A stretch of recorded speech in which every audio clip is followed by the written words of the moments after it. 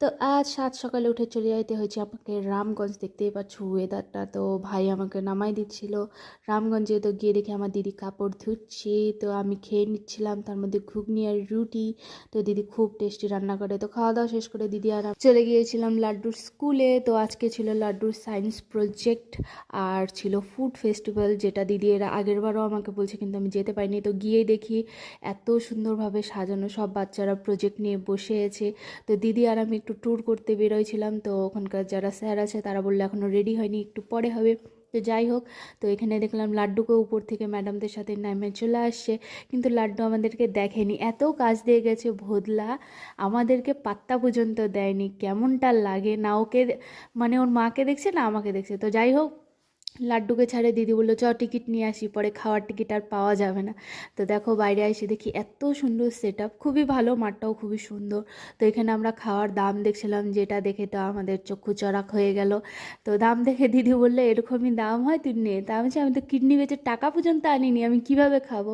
তো যাই হোক, খাবারগুলো সত্যি খুবই টেস্টি ছিল। না খাইতে পারলে কী হয়েছে, দেখেই আমরা মন ঘুরে চলে আসছি। আবার ভিতরে চলে গেছিলাম, যেহেতু এখন প্রজেক্টে সবাই মানে রেডি হয়ে গেছে, এখন সব দেখাশোনা হবে, সেই জন্য। তো লাড্ডু এখনও ওর মাকে দেখেনি, তা আমাকে কি দেখবে। তা আবার আমরা বাইরে চলে এসে ভাবলাম না, আগে আমরা খাওয়া দাওয়া করি।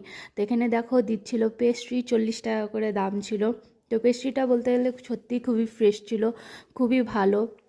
তো পেস্ট্রি খাওয়ার পর আবার আমরা চলে আসছি। তো এবার না দেখায় ওর মা নিজেই চলে গেছে ওর প্রজেক্ট সেট আপ করতে। তো লাড্ডুটার সেট আপ হওয়ার পর দেখো এখানে আমরা ছোট ছোট অনেক বাচ্চারা ছিল যাদের প্রজেক্ট খুবই সুন্দর ছিল, কিন্তু প্রত্যেকটা বাচ্চা এতটাই টেনশন ছিল যা হাসতেই ভুলে যাচ্ছে।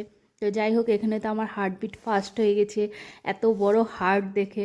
তা আমরা আবার বাইরে চলে আসলাম, আর এখানে হচ্ছিল আলু চোখা। তো তরকারি দেখে আমার আলু চোখা উড়ে গেছে খায়ারি। তো যাই হোক, আমার দিদি এখানে বলছিল 50 টাকায় 4টা মোমো, একটু আগে 50 টাকায় 6টা মোমো দিচ্ছিল। তো যাই হোক, কিন্তু মোমোটা সত্যি বলতে খুবই টেস্টি ছিল, খুবই সফট ছিল, ভালো ফ্রেশ। আর এখানে দেখো বাচ্চাগুলো আসছিলো লাড্ডুর প্রজেক্ট দেখতে, তো তারাও খুব খুশি। তো আমরা এখানে নিয়েছিলাম একটু সেলফি, যেহেতু এখনই ফাইনাল। তো ওখানে স্কুলের স্যাররা যারা ছিলেন তারাও চলে এসেছিলো প্রজেক্ট দেখতে। তো লাড্ডুকে কিছু জিজ্ঞাসাবাদ করলো, সে কিছুই বলতে পারলো না, একদম ভোদলা। তো যাই হোক, বাইরে আসার পর এখানে সব স্টুডেন্টদেরকে বসানো হয়েছে, যেহেতু হবে ম্যাজিক দেখানো প্লাস প্রাইজ বিতরণ। তো ম্যাজিক অনেকগুলোই হয়েছে। তো তো তোমরা আমার ফেসবুক পেজে কান্দুর ডায়েরিতে অবশ্যই সব ভিডিও পেয়ে যাবে, অবশ্যই চেক আউট করো আর ফলো করো। তো প্রোগ্রাম শেষ হওয়ার পর আমরা চলে যাচ্ছিলাম বাড়ি। এবার আমি যাব এখান থেকে সিধা ইসলামপুর, যার জন্য আগে আমি বলছিলাম একটু পেট পূজা করি। তো চলে আসলাম এই দোকান। তো আজকের ভিডিও এখানে